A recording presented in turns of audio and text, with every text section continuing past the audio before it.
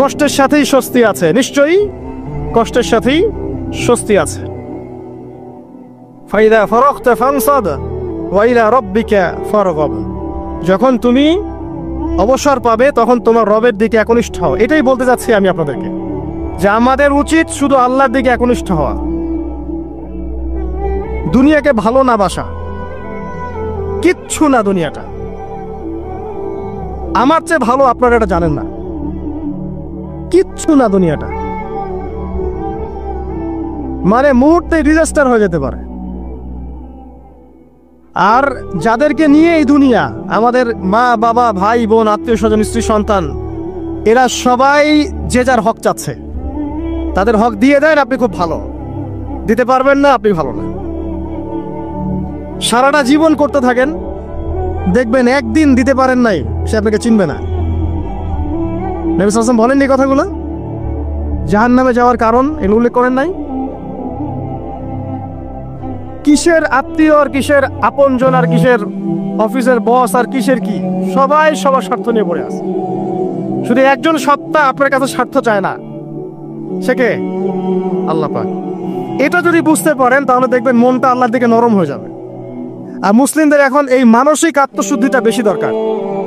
আমরা কেন যেন অস্থির জাতি হয়ে গেছি এখন, একটু মানসিকভাবে শান্তি নেই আমাদের মধ্যে।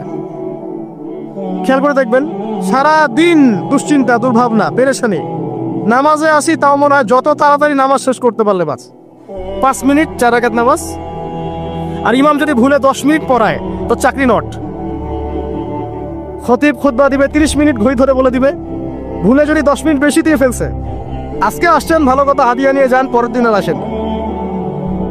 অস্থির। অস্থিরতার কারণ দুনিয়ামুখিতা, আল্লাহ থেকে দূরে থাকা। অস্থিরতার কারণ কোরআন থেকে দূরে থাকা। অস্থিরতার কারণ নিয়মিত সুন্নাহর উপর আমল না করা, ডেইলি জিকির আজগারগুলো না করা, ডেইলি কোরআন তেলাওয়াত না করা, হাদিস অনুবাদ সহ না পড়া, দিনের জ্ঞান চর্চা না করা, দিনী হালাকাগুলোর মধ্যে না বসা। অস্থিরতার অনেক কারণ, টাকা পয়সার পিছনে ছোটা, বাড়ি গাড়ি স্ট্যাটাসের পিছনে ছোটা, এবং এই লোভ, এই লালসা আপনাকে স্থির থাকতে দিবে না। অস্থিরতার কারণ এই যে আমরা বলি মেটেরিয়ালিজম, আমরা বলি বস্তুবাদিতা, এগুলো অস্থিরতার কারণ। এগুলো কখনো আপনাকে স্বস্তি দিবে না।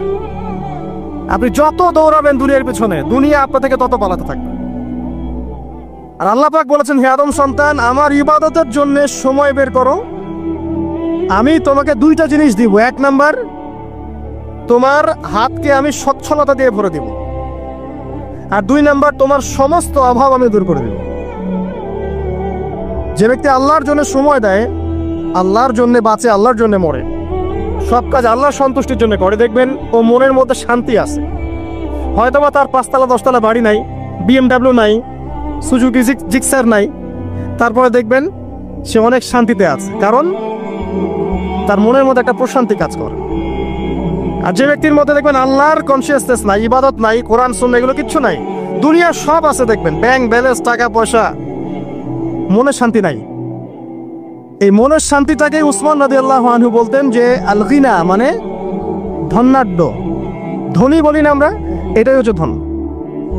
অদ্ভুত একটা হাদিস বললাম, অদ্ভুত বলতে বুঝি অ্যামেজিং হাদিস, যে একজন সাহাবী বলছে, সালমান রাদিয়াল্লাহু আনহু, তিনি বলছেন যে যখন মুমিনের উপর বিপদ আপদ বালা মুসিবত আসে, তখন মুমিনের এই বিপদ আপদ বালা মুসিবত রোগ শোকের বদৌলতে আল্লাহ পাক তার গুনাহগুলোকে মাফ করে দেন এবং তার মর্যাদাকে বাড়িয়ে দেন, এবং সে আল্লাহর দিকে ফিরে আসার অনুশোচনা করার সুযোগ পায়। আর যখন কাফের মুশরিক বা ফাসিক মানুষকে এইসব রোগ ব্যাধি, বিপদ আপদ বালা মুসিবত ঘিরে ধরে, তার দৃষ্টান্ত সেই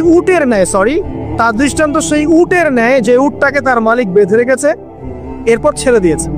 সে উটটা বুঝতে পারলো না কেন